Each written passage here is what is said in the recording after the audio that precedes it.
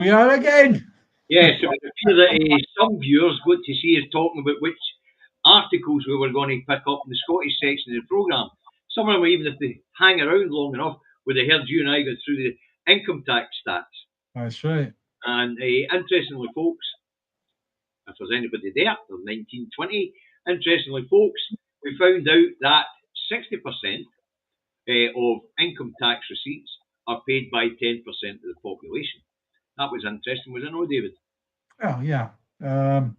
But the old saying does apply. If you're paying tax, you're earning it. Aye. Whereas the super rich don't pay any tax at all. They might have a city full of blooming properties that are renting out, and therefore they sit there, take the money and they're exempt. Simple as that. I City Flyer Wizards, it was in earlier. For some reason, when we came into the studio, it was already alive. Yes. Don't know how that happened. I think Restream needs kicking at touch. Aye, well, as I say, we're just working through getting YouTube professionals, you know, David, but it's no straightforward. Yeah. Um, so what's the numbers that you've got now? I've got 40 watching as I know. Right. But let's see who's in this time round. Ginger's is in. Eddie's in. Laurie's in. John Docherty's in. Graham Thompson's in. Wake Up and Smell the Rosemary's in. Robert the Bruce. Stephen Bankier, our moderator. Thank you, Stephen. Mark Telfer's in. That's all I can see in my screen at this point in time. The good thing about the stream going live beforehand, it's like I was shocked that it was live. We were told, right? And I thank Alistair for contacting us. But the good thing is, what you see, what happens is what you get. Is both of us are just doing basically what we're doing now, which is that there's a point where we've now got some information and we're going to pass it on to you. So what we're doing was sharing the stories that we'll both be looking at. That's right. And I was asking him where he was getting his information, and he was asking me where I was getting mine. And then we were deciding what we were going to cover. Because as you probably realise in this programme, folks, David will read the articles in the National and things like that, and I'll use the mainstream press, the BBC, Sky. And that way we get a good perspective from what we're talking about, because each of the reporters, as well as going to source as well, for like if you stayed around, you'd have seen us pull up the tax rates and all that on the screen. And then by the time we'd put you off, we'd also done a wee bit of research into something else that was going on. But these were stories that him and I were both following anyway. We were just and looking to source the majority of the information we already knew. We both get pulled off at a tangent every now and then. Aye. Because it can take up a lot of time, but sometimes it can be quite fruitful. Fruitful, yes, and it really helps you understand it. Like when we get to the second subject, you probably heard us talk about it. The tangent we went off on was into taxation. Yeah. And that was triggered by another story in the very same in the press this morning. You heard us talking about the National's front page if you were in this morning, where it suggested that Scotland take the lead and taxing the rich more. As I explained today with the 6 tax brackets, but as David then went on to talk about there is also those who are out with that system. Those who are paid by dividend, those who are paid things like in other ways, EBTs, all that sort of thing, where their companies give them loans and steady wages and things like that, so set up offshore. So we went after tangent and that. So I hope you get a bit of an insight into how these things are put together. Yeah, but also it lends itself to another discussion which was had a long time ago, where the idea would be that if Scotland became independent, nobody in England would deal with Scotland ever again, right? And it's like, we'll get that in a later thing. You look at it and you go, it's businesses that deal with businesses. Aye.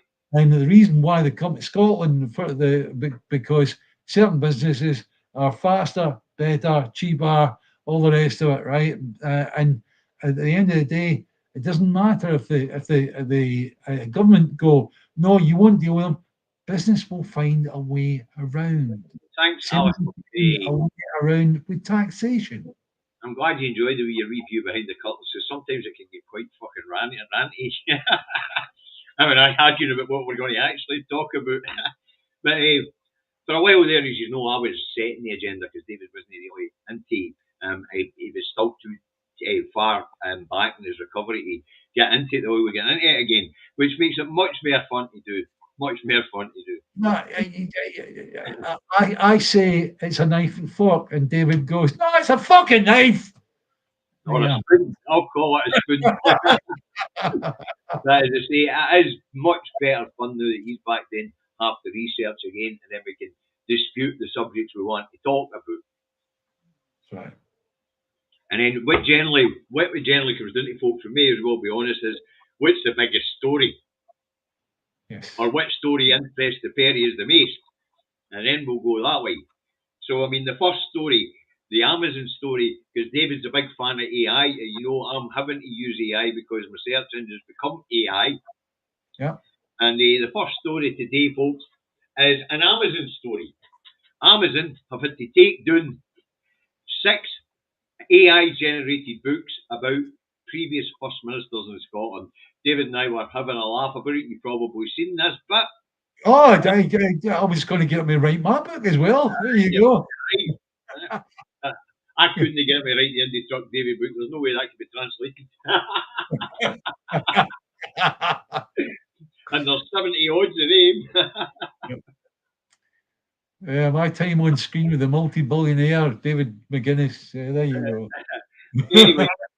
anyway, folks, how did it come about that Amazon took these books then? Well, the Times wanted to serialise the AI book about John Swinney and Nicola Sturgeon. And when they didn't even get past by the first paragraph, which was talking about the origins of John, and the AI-generated biography of John said that John invented the Scottish education system. He was born in America to an American Polish immigrant. You think somebody, before it was listed, would have had a fucking look at it, wouldn't you? Right. It's about John Swinney. It's about boring, but it's about politics, so it must be.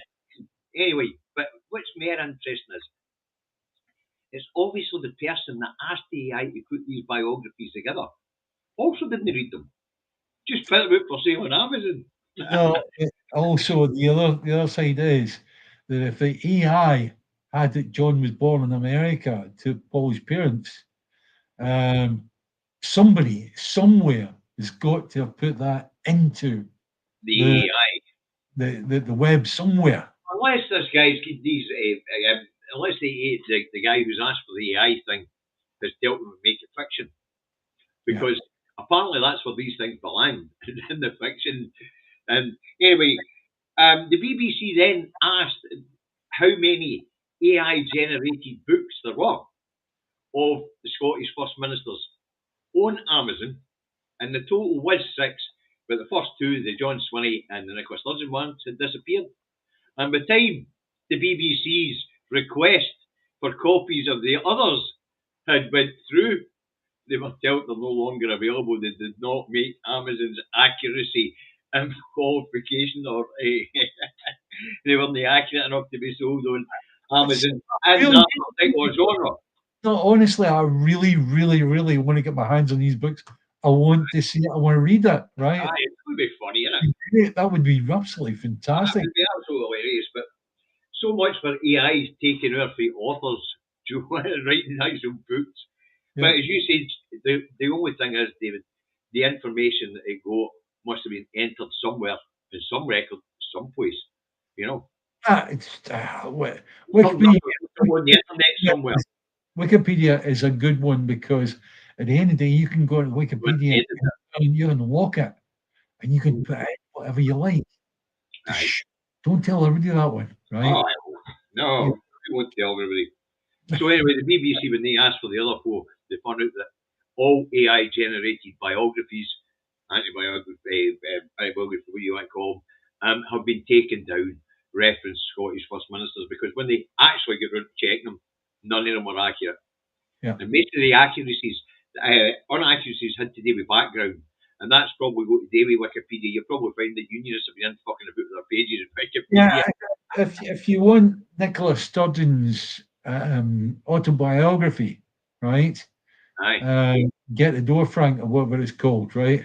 I think it's August it comes out, or September. Can't remember now. Somebody no doubt, and the audience will tell us that. But I quite fancy that. I quite fancy reading wee Nicky's life story. That'd be interesting. Aye. I'll be buying that one. I've got Alex one there. I've got a couple of Alex there. I'll get ours on. Right. Let's move on. As we know, Trump's coming to Scotland, right? To play golf at a huge expense to the Scottish public purse, because apparently we're providing the security. This just jangles my nerves. Well, anyway. How can this man be allowed to come into my country? America is not an ally of Scotland. End of story. Right. That's very true. That's down to Trump. End of story. Anyway, apparently it's going to cost us, the Scots, a fair bit of money to let him play a wee game of golf at his own resort. Okay, but apparently while he's up there, he's invited genocide enabling, kids starving Sir Starmer to join him for a meeting. So apparently it's all right now for huge amounts of Scottish public money to be wasted, because now they've got a Prime Minister and a President to protect. Wow. Now why is Starmer going up that road? Because Chuck doesn't want to see him until he has to. So Starmer's going up to arrange a state visit, because Charles is refusing to see the big orange man baby until he really has to and is forced to. Well, no, but besides which, it would show off Charlie's peely willy face as opposed to orange. You know, it's like you look at it and you go, "Fuck, that's bad, that, isn't it?" You know. So, folks, they're going to be at the Many Estate in Aberdeenshire. So, with our good friends up there in the Aberdeenshire area, please sort out your protests. Yeah. But when Starmer and Trump's there together, and don't forget it, it's I support Palestine. Yeah. Starmer and Trump are a pair of genocidal cunts. That's what you say right on it. It's good, that, right? So, going to Trump's Many Estate. The date's to be announced. I'm sure David and I will remember to tell you about it when it is announced. Yeah. It's going to be later this month, in the second half of this month, which is now. Any time soon. And as I say, we'll have two of the most despised people on earth in our wee nation at one time. Let's make sure we give those most despised the two of the most despised human beings on earth the sort of reception they deserve. Aberdeen. Actually, I remember one of the big, was it G7 meeting? Was Glenrothes, right? And I remember this lad saying, the reason why we've got these police here is to protect the ordinary people outside from these dangerous individuals inside Glenrothes. You can see the same, in actual fact, hand in heart, we can actually say the same about Trump and Starmer. Now, David, you've just got a positive spin and spending all that fucking money on police protection. It's not protecting they two Muppets, it's protecting us from they two Muppets. That's right. Brilliant stuff. Yeah. Now, this one's going to rankle all the legals out there, because anytime you talk about changes of law, things really get up in arms here. But we have a set of laws here which are out of sync with the rest of the planet. And that's got to do with marriage. Right. The particular one of the laws that I'm talking about is to do with marriage.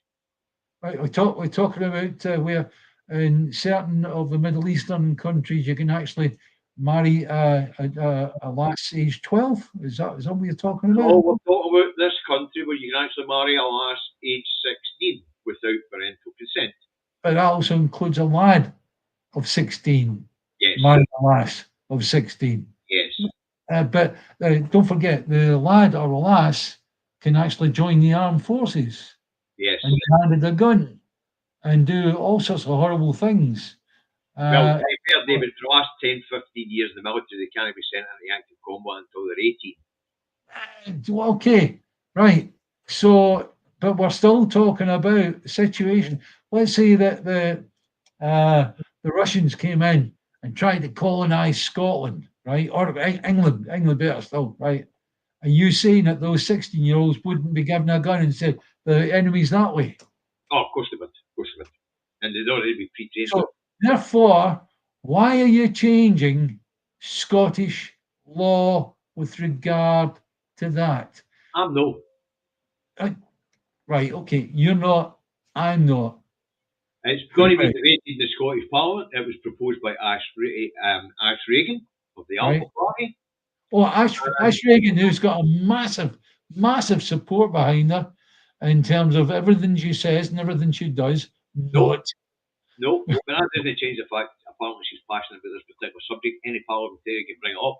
But she wants the Scottish Parliament and Scottish law brought in line with UNICEF's and the UN's recognised definition of marriage to a girl of 16 or under or a boy of 16 or under. And that is a violation of that person. Whoa. You mentioned 16 and under. Nobody's even looking at under. You were talking about other countries that are where it's 12. Let them point towards those. Is they pointing to just Scotland? That is pointing to them all. Yeah, well, fine. Leave Scotland out of it. Leave us alone. Some of that. I agree with having Scotland's law where 16-year-olds can marry if they want to. And 16-year-olds don't want to. Then you can take part in the public consultation because that's what we're getting to. Yeah. As is always good to have with the Scottish Government, is when one of these proposals is put on the table, they will say, yes, we will debate this, but let's put it to public consultation. And you're right, Nathan, they do get to vote at 16. That's because they can be soldiers, sailors, aircraftmen, and get married at 16, and pay taxes at 16. And there shouldn't be any taxation without representation. Yeah. So they need to change all these laws. That's what I'm talking about. This would affect the RAFTA laws, Nathan. Yeah. You know, because this is another one that would be affected. As far as I'm concerned, Miss Ash Reagan can do one. Well, as I say, it's which is pointing out, David, is that the United Nations also thinks that our law is right. Well, as far as that's concerned, I hate whataboutery, but I've got to point to other countries that allow marriages much earlier. Yes, but so once they are dealt with, see, once they go on and they actually deal with those, then as they're doing the mopping up, they can come to Scotland and say, well, look at you, right? Will this law ever be changed? No. Well, I doubt it very much. Ash Reagan's not going to be back in the Parliament, and by the time this one hits the flare, because of the public consultation he goes through first, she'll probably be gone. Yeah, hopefully. Right. But the point is, we now know that as far as UNICEF and the United Nations are concerned, where our law stands here in this one is a violation of a child's rights because they class everybody a child up to 18. All right. Just to be clear on it, folks. But who will decide? Use people will decide because it's gone to public consultation. If it turns out to be unpopular, it won't even hit the flare of the budget parliament. Okay.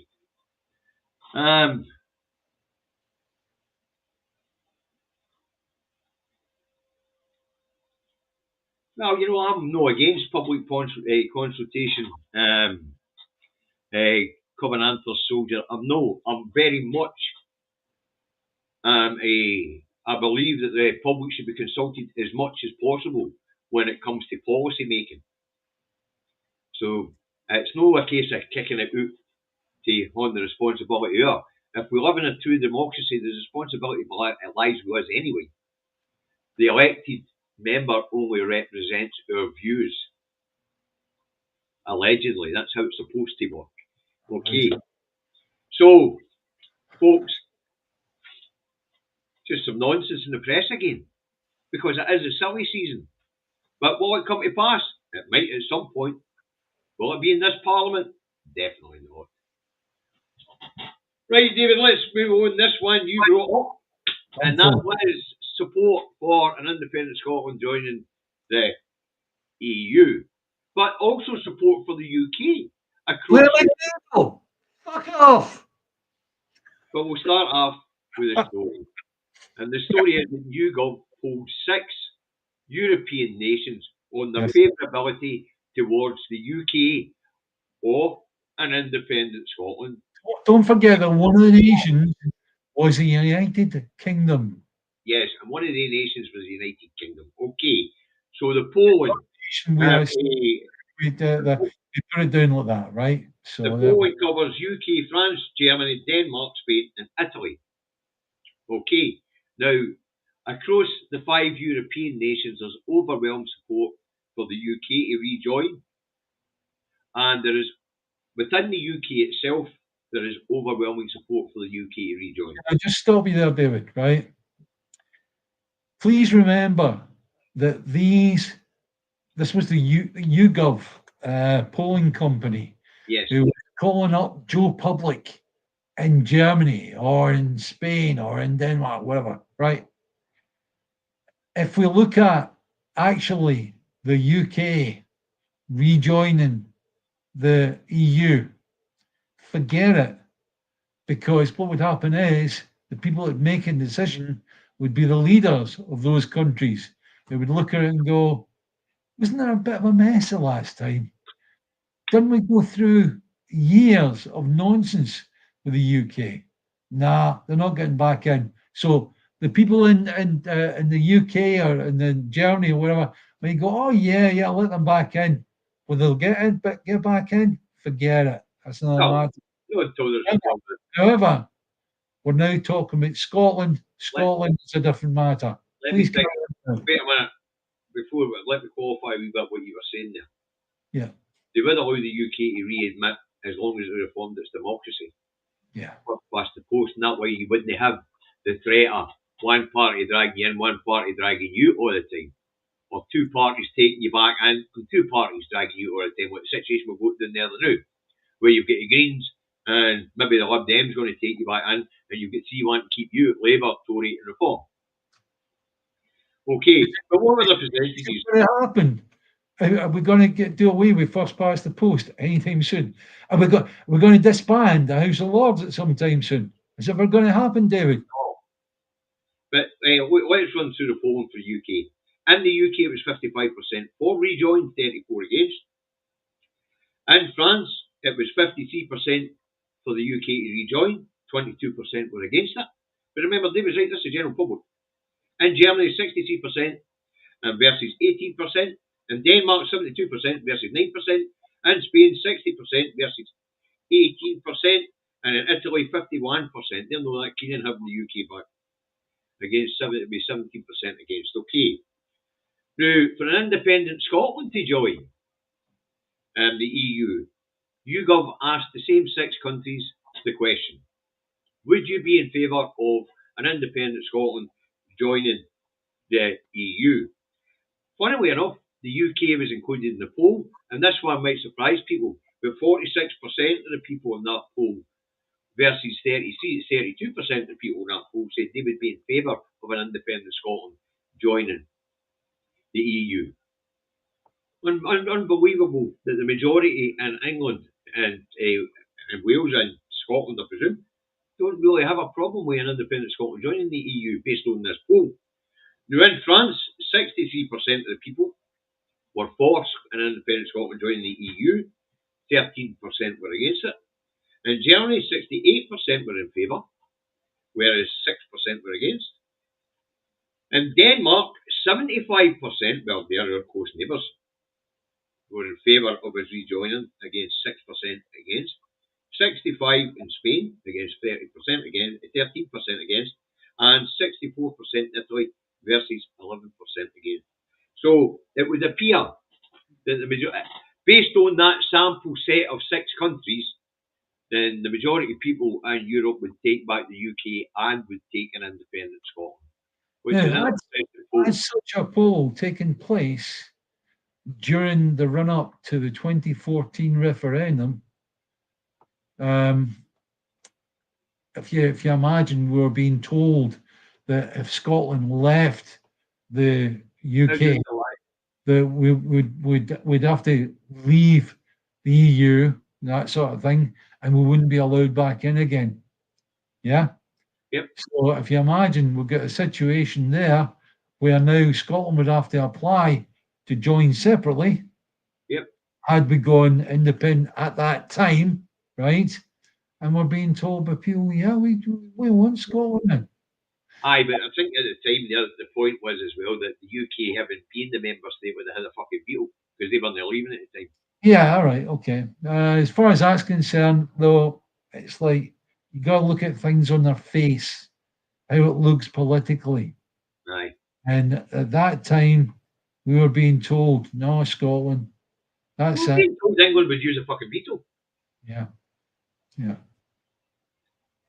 But interesting. The next story, folks, might not be one that we grabbed the headlines for news, but it's one that grabbed David Nyack's imagination. And that is that Heriot-Watt University is to hold a recruitment day. Yeah. Careers Day. Careers Day for Raytheon. It's nothing new.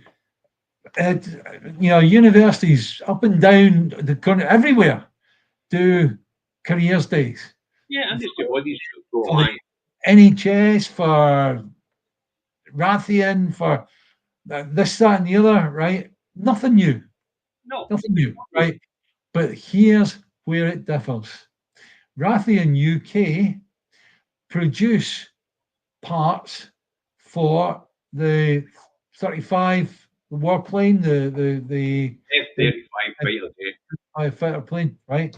Which is used to kill innocent people in Gaza, right? And what they are doing is they have told the university to keep an eye on their students to find out if anybody's going to protest or whatever on that career day. They also asked the university only to send along people that wouldn't be. Well, yeah. Effectively, what they want to do is they want to have a careers day for those people who want to build things to kill innocent people. There you go. There you are. They're willing to, who are willing to ignore that this company is complicit in the genocide. Yes, yes. But multiple arms companies are complicit in this genocide. Yes, that's right. So, what was the name of the last? Katie? What was her name? Wood, president of the Society for Progressive Policies at the university. Yeah. Or progressive politics at universities, was disappointed that the university would agree to spy on the students and tip off the fund. That's right. Because, as we say, it's not just tell Raytheon if there was going to be a protest, it was to vet the students that were to attend the work seminar or the employment opportunities seminar. At the end of the day, it's like we've just had a large protest or walkout on Edinburgh University, if you remember. Yep. Students were getting the old hat on, Gryffindor or Slytherin or whatever, right? Okay. They were getting up and they were walking out, right? So there are universities in Scotland where the students are quite rightly against what's happening in Palestine. Right? Yep. Right? But we will get a wee bit more in that in a minute. It's just that very disappointing that such a high-end educational institution would take up to spying on the students on behalf of a dead right company. But having said that, you've got St Andrews, where a lot of the MI5 operatives are recruited from, Oh, the right? main hub in Scotland where they're recruiting from is actually Glasgow Academy, but that's a Yeah, different that's story. James Bond was Scottish. Everybody knows that, right? So, Anyway, let's move on. Let's move down that road. Labour has decided that the version of Islamophobia presented to it by Dominic Greaves, the previous Lord Advocate down that road, or Attorney General down that road, and they've decided that they don't like his definition of Islamophobia. Phobia, it's too wide.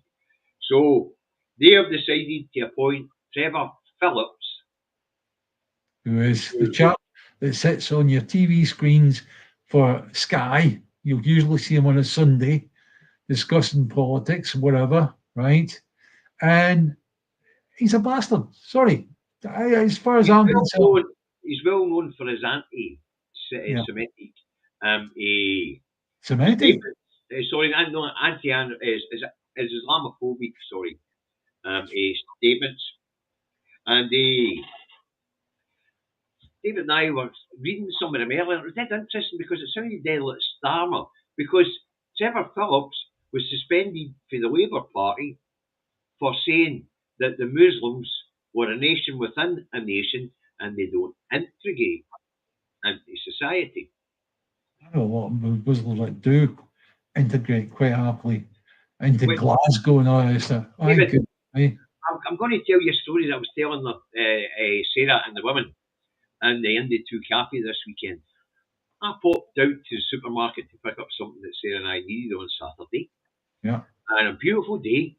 And I was in there, and 4 young lassies were in front of me. I'm pushing my wee buggy around. And that's just typical kids, maybe 14, 15, 16. All healthy kids, all dressed the same, no lycra hot pants, bikini tops. But two of them stood out. Oh, by the way, and every one of them was with the same accent. Lovely. Just some happy, healthy kids having a good time with getting drinks and bakery products for a wee snack, you know. But two of them stood out. And I'm probably the only person in the store that noticed why these two young ladies stood out, whereas the other two didn't. And that was that two of the young ladies in their bikini tops and their hot pants had scarves around their heads. They were Muslims. They had their hair covered. Yeah. Not a single person batted an eyelid. Yeah. I was probably the only person in the whole show that noticed that one difference. Yeah. That's how integrated these people are. Yeah.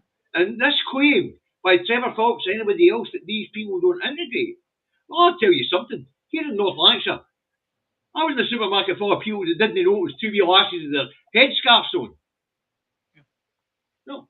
If it wasn't for the headscarves, I wouldn't have noticed these two wee lasses either. I was just like, that's normal. The great thing is, integration is a two-way street. Uh-huh. Both the people that are coming in have to go right. How do we get in? How do we behave in a suitable way for Scotland? Right. Also, the people already in Scotland who themselves might be from Italian extraction or whatever, right? They also have to look at them and go, oh yeah, and it's a case of ignoring things like that. It's a case of not seeing it. Simple as that. Not seeing it the best way, as you said, it's the case of not noticing, not picking up on it. I wouldn't have noticed it.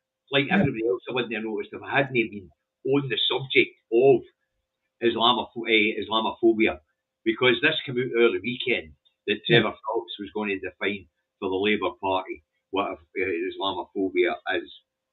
Now, the way I see it is, it's part of Starmer's crackdown on anti-Israel regime sentiment in the UK, because it's one divide that's healing. Islamophobia is disappearing as we all look on in horror at what the Zionists are doing. Dominic Reeves was a Tory, right? Okay. Aye, Tory. He effectively went up against Boris in terms of Brexit. He was anti-Brexit, right? And what happened was, effectively, the guy was deselected and all the rest of it, right? Yes, that's And, right. he was a guy that was true to what he was saying, all the rest of it, right? And people from other parties are going, he was a good guy. He was an honourable bloke, right? Anglican of the Quaker Yep, background. yep, And apparently, the definition of Islamophobia, he gave the Labour Party because they asked him in February to write one up. yep, They weren't happy with it, so they banned it. And yep. see, I see this as a continuation of Starmer's crackdown on Israeli regime sentiment here. I mean, this Trevor Phillips, with his nation within a nation, they don't integrate. That sounds very much like Starmer's Streets of Strangers speech. Don't forget, Starmer has been talking about these things for a long, long time, and he even wrote a few articles for the Jewish Chronicle back in the day. We're talking like 2012, even, right? Um, I think we've got to look at what the Labour Party are putting out is ridiculous. But I And then mean, bringing in Trevor Phillips to write such a thing is wrong. but as I say, David, I see this as a continuation of their crackdown. An example of that, of course, is over the weekend at two peaceful protests in London in support of an end to the genocide Yeah, and the group Palestine Action. yeah, 76, 77 people were arrested. The yeah, irony of the places where these people were arrested was lost on the people doing the arresting. Because on the Saturday they were arrested under the statue of Mahatma Gandhi, yeah, and on the Sunday they were arrested under the statue of Nelson Mandela. yeah, I don't think the police quite go the irony of that. You know, yeah. Agreed. two people that the state absolutely loathed and then later adopted as heroes. Shows you where we are, folks. Now let's move on for Starmer and his carry on. We'll get a wee bit more of him in a minute, but to Yeah. Angela Rayner being suspended for the United Union. What do you make of that, David? Well, she's a member of United the Union, right? Okay, and at the end of the day, it's like, Granted, yeah. what as a politician and the position that she's in to stand up when there's a dispute over wages, stand up and go, oh no, no, no, you can't have that. Give them 2%, or give them 3%, or whatever, right? She was It's trying really, to use her influence as a union member to convince the other members to take a part, but in this case, to accept the settlement to Birmingham. But in this case, she wasn't acting as a trade union member or in the interest of the other trade unionists. She was acting as a politician. And it's the same thing with the junior doctors, a pay dispute in England, although for some reason they started calling them resident doctors. yeah, I don't know why, but the junior doctor's down that road. She's taking the same position with him, trying to strong arm them into accepting the pay settlement offered by the UK government as well. The Sham Graham of Unite has suspended her and said that her behaviour is outrageous and untenable. and it is, and it's under circumstances, absolutely is, right? Anyway, she's suspended until an investigation is carried out, which will probably get her arse booted out to the United Trade Union. Yeah, But see, our own trade unions, Unite's previous General Secretary, and he was the General Secretary of the Transport and General Union before it became Unite, Len McCluskey, slapped Starmer, stoo-douche, that's right right. across the bus. Now, how did Len do this? Because apparently Len's retired. Well, he had a wee talk with Jeremy Corbyn, and he said to him, if you get this political party thing right and you get it up and running, I will join and I will campaign for the trade unions to start to finance your party. Now, That's you're right. a starter party and you're going to have the might of the trade unions behind you. That's right. It's You rather, are a credible threat. And it's also a credible threat to the income that the Labour Party takes in from the trade unions. Also, it's a credible threat to the Israeli lobby as well. As a credible threat to the Israeli lobby as well. Yeah. So, to be fair, the Labour Party's had a really bad week. Yeah. And that culminated on Friday with the latest tranche, or well, Thursday actually, the latest tranche of financial figures coming out, David, just to batter Rachel for accounts, right out of the noggin. They tell me Friday she was back under the table with her handkerchief box again. Yes, that's right. But was it not the same person that died again? No, this time it was the tranche of financial figures. It's at that time of month again. You know, we get the monthly update on how the economy is doing, the state employment, Poor Rachel. inflation. Well, Poor we go to all, and let's put it this way: growth isn't fucking happening. Yeah. The so the how would we say it? The fanfare that was given to 0.3% growth in the first quarter has just disappeared in the first 2 months of this quarter. The economy shrinking 0.3% in May, and a further 0.1% in June, wiping out the 0.3% again we had in the first quarter of the year. Yeah. So inflation figures also didn't look good. And we also, the Bank of England, talked about throwing traditional monetary policy right out the fucking window. I don't know if you heard this one, David, but the Bank of England are actually thinking about cutting interest rates when inflation is rising. We already discussed this. In previous programs, where we're looking at, we're going, their rules don't allow them to do that. That's what I'm saying. But on Thursday, there, after that tranche of results was let out, they were actually talking about it. Right. It would be counterproductive because it would drive inflation. When you look at the situation that Great Britain or UK, United Kingdom, is in at the moment economically, and you take where the Bank of England is, if Bank of England was to raise interest rates to where they should be, the country would be fucked.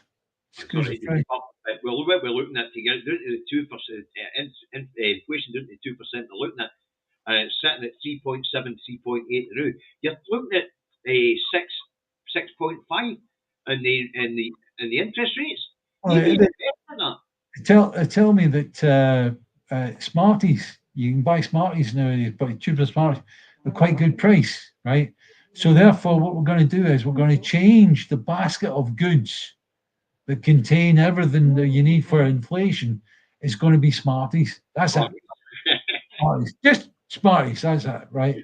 So therefore, look at that. We've got inflation down to 0%. How's about that? So we've got the Bank of England folks telling us that if the labour market continues to slow the way it's slowed so far this year, they're going to throw standard monetary policy out the window, cut interest rates while inflation is galloping way ahead of where it should be. Yeah. This sounds like the recipe for a disaster, David. Yeah, of course it is. Rachel, you better change that tea, because if tea's up, I will mention you. Maybe you want to change the brand of tea because you couldn't Scooby with your name last. And maybe you want to get a grip in the Bank of England and all, because if they do that, the markets are going to take fright and flight. They will take fright and flight, and we will see huge problems. Rachel already has huge problems, as they reckon that she now has, instead of a 22 billion black hole, which we know didn't exist in the first place, apparently it's now a 50 billion black hole, because she didn't get to freeze the pensioners or kick the disabled. Believe it or not. And of course, the rest is due to contraction, meaning that she's not getting as much in tax returns as what she would have in a buoyant, healthy economy. Yeah, but you look across the world, in America, where they are, very, very similar positions. Yes. Are experienced by both the UK and America. Yep. in America, the story is, I know we're not yet there, but the story is that the people that buy in goods for supermarkets or wherever Yep. are not doing it. Yep. We're So seeing, the lack of stuff in supermarkets that they had during the pandemic in America is now becoming much worse under Trump. aye, who's this wee poser? And Trump is probably coming to Scotland to get a good bit to eat. I Hello. asked Charlie to get in the act. He likes to get in the act at least once a show. Then you get. So, I mean, I really don't know. And I see Gary Simpson at Gary Economics has got a campaign going, and he's trying to pressurise the Labour Party into wealth redistribution. You know, um, he is trying to make it clear to the people like himself that if they don't take less and pay their share, they're going to lose everything. Yes, that's right. They're going to lose fucking everything. Yeah, we have certain of the super rich And with the papers this morning warning in the middle that they're going to get squeezed. are busy on buying islands in the middle of nowhere, right? So that when the thing eventually happens, the world revolution happens, they're all right. They're away in a part of the world. But what will happen is, stop mentioning my massive what? Black hole. That's getting personal. It's with Rachel and accounts.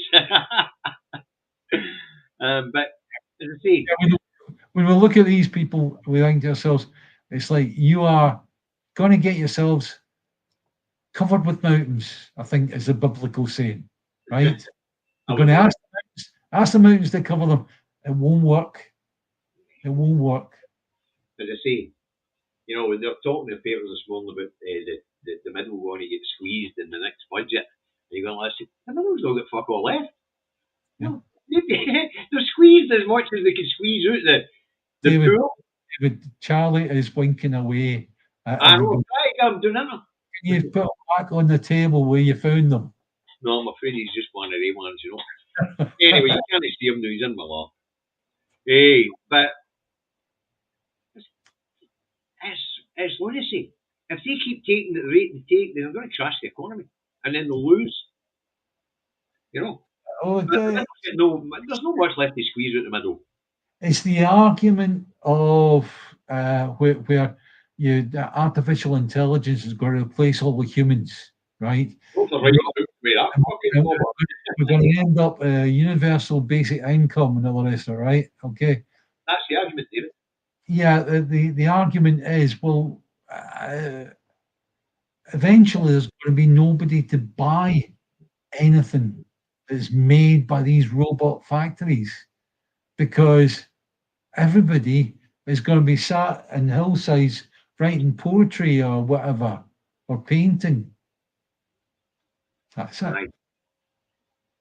Right. Your fanboys answer. Charlie Ursula Larry asking for you.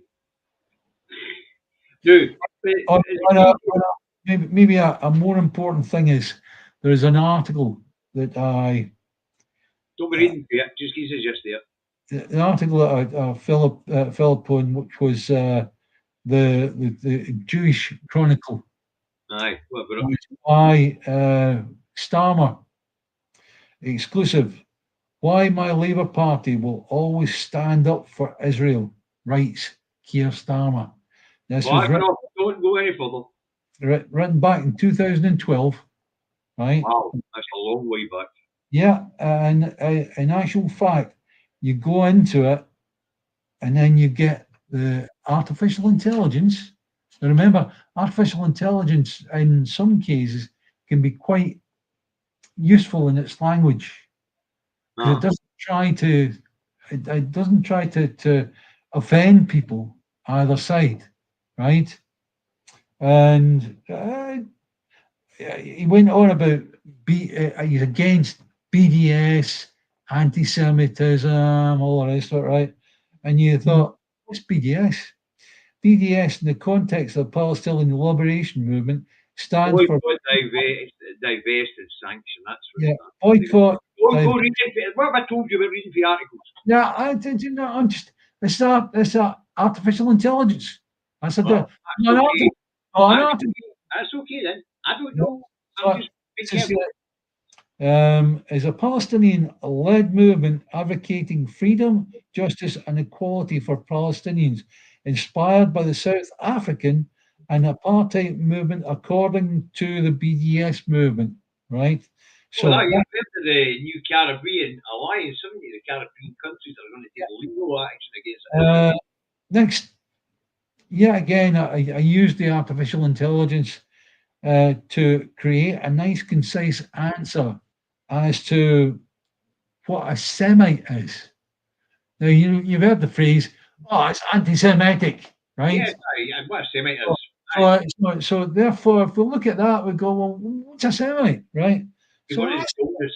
that's the, a Semite is a member of any various ancient and modern peoples originating in southwestern Asia, including Arcadians, Canaanites, Phoenicians, Hebrews, and Arabs. The term is also used to refer to a Jew or a member of any people described from Shem, the son of Noah. While historically used to describe people who spoke Semitic languages, the term is now largely obsolete outside of linguistics. Right? If you want to read this, you read it on my timeline, right? Very good, aye. How did we get there? We were talking about the latest economic disaster. Yeah, sorry. I thought we'd finished all our topics, and Oh, no, now, you're up on a tangent at school, David. We are yeah, finished the topics we want to talk about. the term anti-Semitism was coined in the 19th century to express hatred towards the Jews, despite the fact Semitic also refers to other groups. Yes. We've Well, the discussed this term before. Semitic is still used in linguistics to refer to Oh, languages. yep. Semitic is rarely used and considered outdated.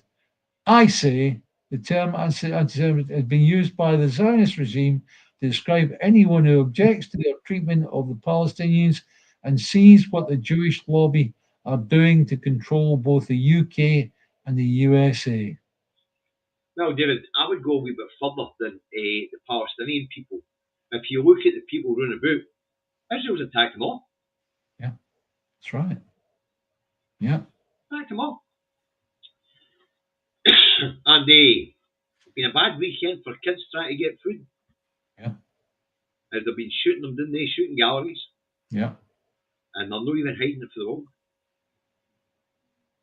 And I see that the USA and the big orange man baby has sanctioned the UN Special Rapporteur to Palestine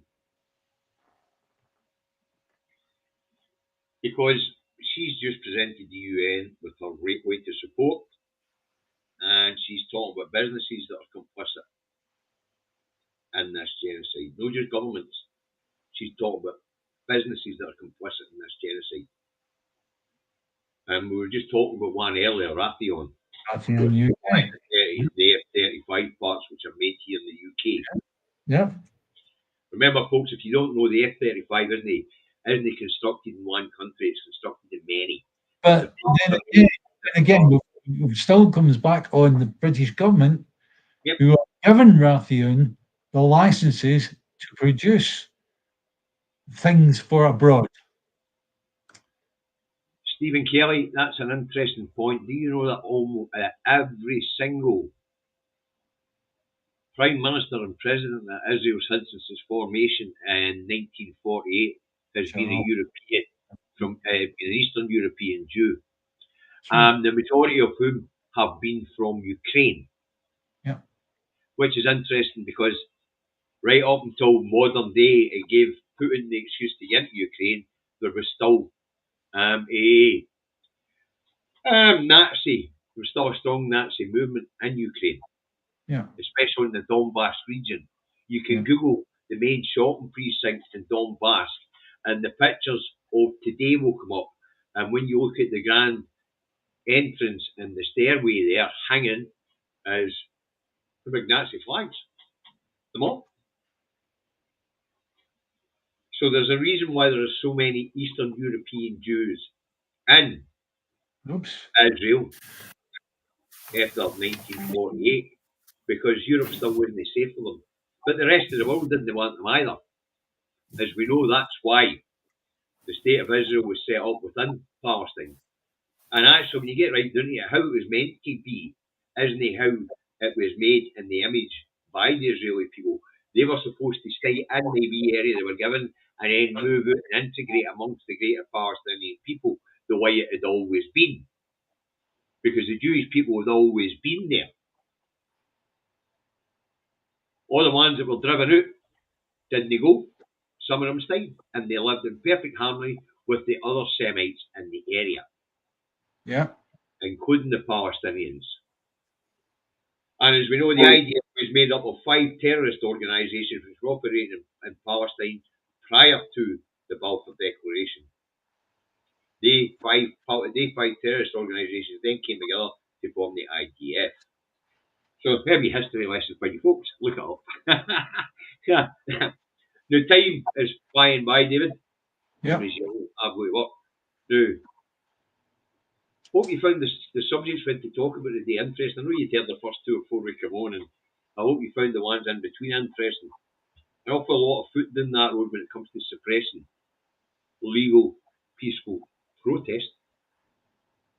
And it all seems to be angled at people who are angry at a genocide being carried out. Yes. And people being angry at the complicitness of the UK Zionist Labour front bench. The other thing to keep in mind is, and this is rather important, the UK government of the Home Office prescribed Palestinian action and termed it as a terrorist group. You also have to look at this from the point of view of why was that done? When there are people within the Home Office that would look at it and go, that's nonsense. Yeah? Aye. It isn't just those bought by the Zionist lobby, right, that have done this. The Home Office also includes people who would look at it and go, that's blooming nonsense. So why has it been done? Has it been done to draw out those people that are against the British government? Perhaps. Be careful, guys. This could be part of a bigger plan. It could get messy. Yes. Let's hope we keep it that side of the border. Yeah. Because it could get messy. We don't mean our neighbours ill. But if they don't want to integrate with the people who move to their society and help their people integrate, they just want to ghettoise them and forget about them unless they have a complaint. Yeah. And this is what you get. You get segregation in your society. Yeah. Whereas we don't really have that problem here. We didn't ghettoise them. And where there are large areas of them living together, it's generally because it's round about where their churches are. Yeah. Nothing to do with the people they live with or the people whose country they're living in, because it's their country as well. You know, so if you're going to allow your politicians to sow division the way they have, because to be fair, their politicians have tried it with unionists and nationalist nonsense. You don't see any of our neighbours in the street fighting about it. That's right. And the arms order was ignored as much this fucking year as what they've been every year in my lifetime. But the thing is, though, if the British government, Labour, get away with this prescription of the Palestine action, then the next books could be Us. the Yes campaign. Yes. Yeah. Aye, but that's 1 minute to 5, David. So thanks to the moderators. Thanks to you, the viewers, for watching once again in really high numbers. And thanks to those who contributed to the food bank collection today. As you know, we've already put the money out. I'm just waiting for a wee phone call for the bank to nip down and get the bank, get all the paperwork. And then I'll be able to give you a really comprehensive list of how many organisations and whereabouts they are that we have helped through the last 2.5, 3 years since we started doing this. And I'll enjoy putting that list together. And as I read out, you'll know how much they go because you know how much we give. To start with, we've started out with 2 grants of 250. Now we're up to 3 grants of 250 a month. Thanks to you guys. And remember, you get a comprehensive look at what you've done. It's you people that are the superstars here, not us. Right? Yep. Well, David, I'm afraid I'm going to have to go and start working shortly. I've enjoyed myself today. Remember, next time we get in the green room, first thing you need to say to me is check and see if it's live. Now, every time we get off, folks, I'm going to tell you it's a 4-minute lag or something like that. Listen, guys, you have to realise when we're off, what's the most asked question from me? What is it? If we have you, because your comments come through on the lag, and David still sees comments coming in. Of course, I've got it up in the corner that tells me I'm no live because there's a wee go live button, whereas right now it says end stream. You know, but I never noticed when we come into the studio that for some reason it was live. I have no idea why it went live, David. I know, but we see people lining up for the opening, right? So there was nothing really there unusual until Alistair actually rang. Aye. So thank you, Alistair. That was good of you. That was good of you. Thanks, Alistair. Save our blushes. Listen, to be honest, folks, you that have followed since the start will know I used to do sneaky impromptus with him anyway. Him and I'd been discussing issues just as a couple of mates discussing public current affairs. And I'd just hit the live button and David wouldn't notice until I put the comments up. You'd think it was just the 2 years. The one thing they missed was you getting your face powdered and puffed with Sarah. Right, Steve's finishing. Say bye, David. Bye, David. Right, see you guys. We went through a whole programme and you haven't said independence. You better say it. Just say it.